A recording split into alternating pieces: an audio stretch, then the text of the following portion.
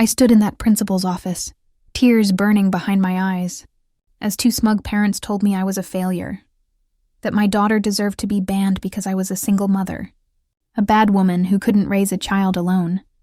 They had no idea that with one phone call, I was about to bring a man into that room who would make them regret every venomous word.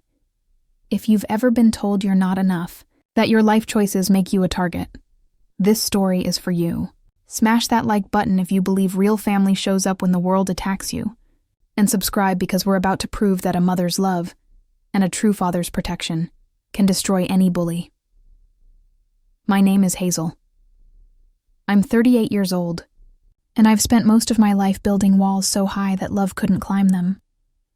But pain couldn't reach me either.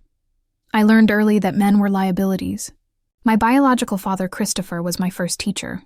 I was 13 when I found my mother, Clara, sobbing in the kitchen, holding evidence of his affair. He didn't just cheat. He abandoned us completely. Vanished.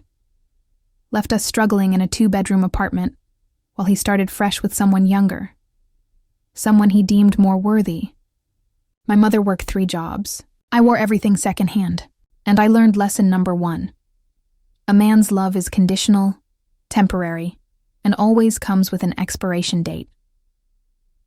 When my mother married William 3 years after my father left, I was 16 and furious. William was everything Christopher wasn't: stable, kind, wildly successful. He owned half the commercial real estate in our city. He had money, power, influence, and that terrified me. I saw him as a ticking time bomb, a polished version of the same poison that destroyed my mother once already. I didn't want his money. I didn't want his fake fatherly advice. I wanted nothing from him, so I rejected him. Completely. Coldly. I wouldn't call him dad. I wouldn't accept gifts. When he tried to pay for college, I refused and took out loans instead. The day I turned 18, I moved out and never looked back. I met Michael when I was 23, working double shifts at a downtown cafe to pay off those college loans I'd stubbornly taken instead of accepting William's help. Michael was 25, charming in that effortless way that should have been my first red flag. He was a graphic designer, always talking about his next big project, always one breakthrough away from success. He noticed me. That was enough. After years of building walls, after convincing myself I didn't need anyone, having someone actually see me felt like oxygen after drowning. He'd wait for me after my shifts, bring me coffee, tell me I was beautiful even when I was exhausted and covered in coffee stains. He made me laugh. He made me feel less alone. We moved in together after 6 months. It felt reckless and perfect. For the first time since my father left, I let myself believe that maybe, just maybe, not all men were poison. Maybe I could have something real. When I found out I was pregnant 2 years into our relationship, I was terrified but hopeful. Michael seemed excited at first. He talked about baby names, about getting a bigger apartment, about stepping up. I believed him. I let myself imagine a future where I wasn't repeating my mother's story. But pregnancy changes things. It reveals who people really are when the fantasy becomes real, when love requires sacrifice instead of just sentiment. Michael started staying out later. He'd come home smelling like bars and excuses. He stopped asking about doctor's appointments. He stopped touching me, and when I was 7 months along, swollen and exhausted and vulnerable, I found the text. He wasn't even sorry. He said I'd changed, that I was always tired and no fun anymore. As if growing his child inside my body was some kind of inconvenience to his social life. He told me he needed space, that he wasn't ready for this, that maybe we'd rushed into things. He packed a bag and left. Just like my father. Just like every man I'd ever trusted. Martha was born 6 weeks later. He wasn't there. He never met her. Never sent money. Never called. He simply erased us from his life like we'd never existed at all. That's when lesson number 2 became carved into stone. Every man will eventually betray you. It's not a question of if, it's when, and it confirmed everything I'd believed about William. I'd been right to reject him at 16. I'd been right to refuse his help. Because this is what men do. They promise, they charm, they seem different, and then they destroy you. For the next 15 years, William kept trying. He sent checks I tore up. He called on birthdays, and I let it go to voicemail. He told my mother to tell me he was proud of me, and I rolled my eyes. I was so determined to prove I didn't need a man, any man, that I locked myself away from the only one who ever tried to be there. Then came the crisis that shattered everything. My beautiful, kind 10-year-old daughter, Martha, came home crying for the 4th day in a row. The bullying had started small. Whispers, giggles, exclusion at recess. But it escalated. A girl named Amanda, the daughter of 2 of the most arrogant parents in the district, had turned Martha's life into a nightmare. Amanda didn't just push or tease. She was cruel in a way that felt calculated, learned from adults. Every single day, she would corner Martha and whisper the same venomous line. "You don't have a daddy because your mommy is a bad woman. That's why he left. That's why no one wants you." She was weaponizing my single status. She was using the deepest wound I'd spent decades hiding, and she was carving it into my daughter's heart. Martha tried to be strong. She tried to ignore it. But when Amanda destroyed Martha's art project, something my daughter had worked on for weeks, and then laughed, saying, "Fatherless girls don't deserve to win anything," Martha snapped. She pushed Amanda. Hard. Amanda fell and scraped her knee. The next day I got the call. Principal James Harrison wanted to see me immediately. The air in Principal Harrison's office felt thick, suffocating. I walked in and immediately knew I was outnumbered.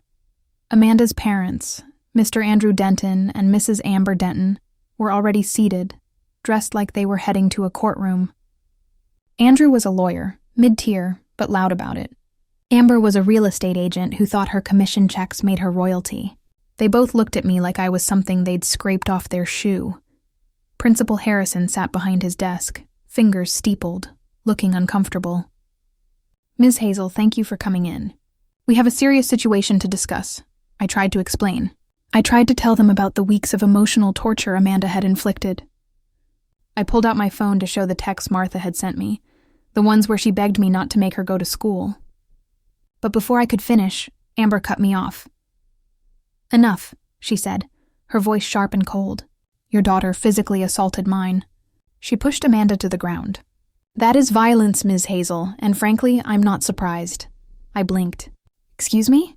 Amber leaned forward, her eyes gleaming with something ugly and triumphant. Children who lack structure, who don't have a stable home life, tend to act out.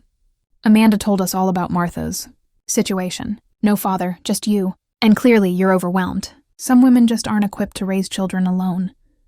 The room started spinning. This wasn't about the push. This was a character assassination. Andrew, playing the role of reasonable lawyer, slid a piece of paper across the desk. "We're willing to let this go without involving the police or pursuing assault charges, which we absolutely could, if you sign this." I looked down. It was a typed letter of apology, an admission that I had failed as a parent, that my inadequate home environment had caused Martha's aggression, that I took full responsibility for being a bad mother. "You want me to say I'm a bad mother?" My voice cracked. "We want you to take accountability," Amber said sweetly, as if she were doing me a favor. "And maybe consider some parenting classes. A male role model program, perhaps? Children need fathers, Ms. Hazel. That's just biology." Principal Harrison cleared his throat. "Ms. Hazel, until you sign this apology and demonstrate remorse, Martha will remain suspended. We can't allow violent students back on campus without consequences." I sat there, frozen, humiliated, gutted. They weren't just punishing Martha. They were punishing me for every choice I'd ever made, for getting pregnant, for being abandoned, for surviving alone. They were saying the cruelty I endured was my fault, and now my daughter was paying the price. I left that office in a daze. I didn't sign anything. I just walked out, got in my car, and sat in the parking lot, shaking. When I got home, Martha was waiting. Her face was swollen from crying. She looked up at me with those big wounded eyes and asked the question that destroyed me. "Mommy, why doesn't my daddy protect me?" I had no answer. Am I suspended because Amanda is right? Because you're a bad woman? That was the moment.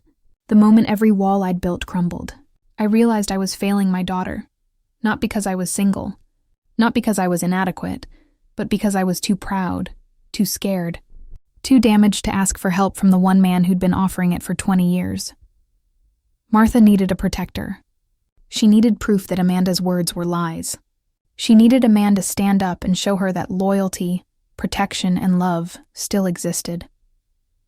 I walked into the kitchen, hands trembling, and pulled out my phone. I scrolled to a contact I hadn't called in 2 decades. William, my stepfather. I pressed the call before I could talk myself out of it. He answered on the second ring. Hazel? His voice was older, but still steady. Calm. Like he'd been waiting for this call my entire life. I couldn't speak at first. My throat closed up. But then it all came pouring out. The bullying, the suspension, the letter, the way they'd publicly humiliated me, called me inadequate, a bad woman who deserved to be abandoned. There was a long silence. Then William's voice came back, but it wasn't warm anymore. It was ice, pure controlled fury. Hazel, listen to me very carefully, he said. You are my daughter. Martha is my granddaughter. Those people have made a profound miscalculation. You have not failed her. They have failed both of you. William, do not sign anything. Do not speak to anyone. I will handle this. I don't want your money. This isn't about money, he interrupted, his voice softening slightly. This is about family. And you've been my family since the day I married your mother. I'm sorry I let you push me away for so long, but I'm not letting you face this alone. Not anymore. He told me to meet him at the school the next morning. 9 a.m. sharp. He'd be there. I hung up, staring at the phone, terrified and hopeful in equal measure. What had I just done? Would he actually show up? Or was this going to be one more disappointment? One more man who promised and failed? That night I couldn't sleep. I lay awake, replaying every moment, every cruel word, every look of smug superiority on the Dentons' faces. But at 8:55 a.m., standing outside Principal Harrison's office, I saw a sleek black car pull up. The door opened, and William stepped out. He looked exactly like what he was, a man with power, money, and zero tolerance for injustice. He walked over to me, placed a firm, reassuring hand on my shoulder, and gave me a single nod. For the first time in 20 years, I didn't feel alone.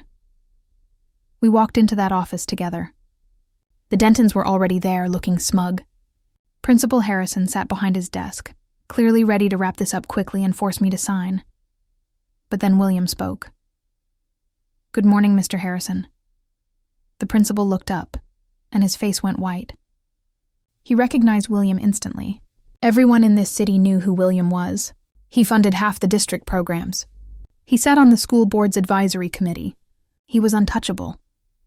Mr. William, Harrison stammered, standing up. I didn't realize you were... I'm Hazel's stepfather, William said calmly, sitting down across from the Dentons. And Martha's grandfather. I understand there's been some confusion about accountability here. Amber Denton, still arrogant, smiled tightly. We're simply asking for an apology for Martha's violent behavior, sir. Surely you understand the need for discipline. William looked at her with the kind of calm that precedes devastation. Mrs. Denton, let me clarify something. Your daughter has spent weeks psychologically tormenting my granddaughter, using deeply personal and cruel insults about her family. When your daughter destroyed Martha's property and mocked her for being fatherless, Martha defended herself. That is not violence. That is self-preservation. Andrew Denton leaned forward. With all due respect, Mr. William, Martha pushed our daughter, and your daughter, William interrupted, his voice like steel, has been bullying mine, repeatedly, viciously, and you two have been complicit, spreading malicious gossip about my daughter's character, calling her inadequate, a bad woman. That, Mr. Denton, is defamation, and I don't tolerate it. The room went silent. William turned to Principal Harrison. Here's what's going to happen.